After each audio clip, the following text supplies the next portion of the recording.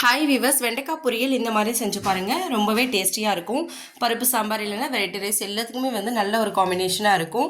நீங்களும் ட்ரை பண்ணி பாருங்கள் எப்படி இருக்குன்னு சொல்லிட்டு. ஃபர்ஸ்ட் வெண்டைக்காவை நல்லா வந்து அலசி எடுத்துக்கோங்க. அதுக்கப்புறம் ஸ்லைஸாக வந்து கட் பண்ணிக்கலாம். ரொம்ப சின்னதும் வேணாம், பெருசும் வேணாம், ஒரு மீடியம் சைஸில் வந்து கட் பண்ணி எடுத்துக்கலாம்.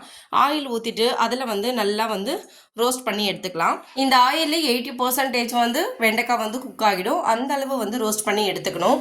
அடுப்பு மீடியம் ஃப்ளேமில் வச்சு நல்லா ஒரு 10 நிமிஷம் போல் ஆகும். நல்லா வந்து ரோஸ்ட் பண்ணி எடுத்துக்கிட்டு அதுக்கப்புறம் வந்து தாளிச்சு விட்டுடலாம். எண்ணெய் வந்து கொஞ்சம் அதிகமாக தேவைப்படும். எண்ணெய் சேர்த்துட்டு கடுகு, வெங்காயம், பூண்டு பல் வந்து ஒரு 10 பூண்டு பல் போல் சேர்த்துருக்கேன். கருவேப்பிலை, கொத்தமல்லி வந்து பொடியை நறுக்கி சேர்த்துடலாம். வெங்காயம் எந்த அளவு சேர்க்குறோமோ அந்த அளவு வந்து வெண்டைக்காய் பொரியல் வந்து ரொம்ப டேஸ்டியாக இருக்கும். தக்காளி பழம் வந்து ஒரு சின்ன சைஸ் தக்காளி பழம் இருந்தால் போதும். பெரிய சைஸாக இருந்தால் ஒரு பாதி தக்காளி பழம். இந்த தக்காளி வந்து நல்லா வந்து வதங்கி வரணும். அதனால கொஞ்சமாக சால்ட் ஆட் பண்ணி நல்லா வந்து ஒரு 5 நிமிஷம் வந்து வதக்கி விட்டுடலாம். அதுக்கப்புறம் வந்து 1 டேபிள் ஸ்பூன் மிளகாய்த்தூள், 1 டேபிள் ஸ்பூன் சாம்பார் பொடி ரெண்டுமே போட்டு நல்லா மிக்ஸ் பண்ணி விட்டுருங்க.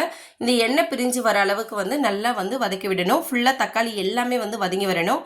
அதுக்கப்புறம் வந்து இந்த ரோஸ்ட் பண்ணி வச்சிருக்கிற வெண்டைக்காய் வந்து சேர்த்துடலாம். வெண்டைக்காய் சேர்த்துட்டு ஒரு 5 நிமிஷம் இந்த மசாலாவிலே வந்து குக் பண்ணி எடுக்கணும். தண்ணி வந்து ரொம்ப அதிகமாக சேர்க்கக்கூடாது. ஒரு 1/2 டம்ளர் அளவு தண்ணி சேர்த்தா போதும்.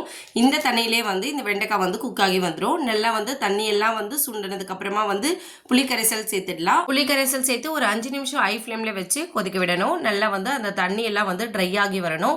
இப்போ வந்து அடுப்பு ஆஃப் பண்ணிடலாம். வெண்டைக்காய் பொரியல் வந்து ரெடி ஆகிடுச்சு. நார்மலாக செய்கிற நம்ம வெண்டைக்காய் பொரியலை விட இந்த வெண்டைக்காய் பொரியல் வந்து ரொம்ப டேஸ்டியாக இருக்கும். பருப்பு சாம்பார், ரச சாப்பாடு இதோடு வச்சு சாப்பிடும்போது நல்ல ஒரு காம்பினேஷனாக இருக்கும். இதில் கண்டிப்பாக வந்து புளிக்கரைசல் சேர்த்தா தான் வந்து அந்த அளவு வந்து டேஸ்ட் வரும். தக்காளி வந்து அதிகமாக சேர்க்க வேணாம். நீங்களும் வந்து இதே மாதிரி இந்த வெண்டைக்காய் பொரியலை ட்ரை பண்ணி பார்த்துட்டு எப்படி இருக்குன்னு சொல்லிட்டு கமெண்ட் பண்ணுங்கள். என்னோட சேனல் பிடிச்சிருந்தா சப்ஸ்கிரைப் பண்ணுங்கள். தேங்க்யூ.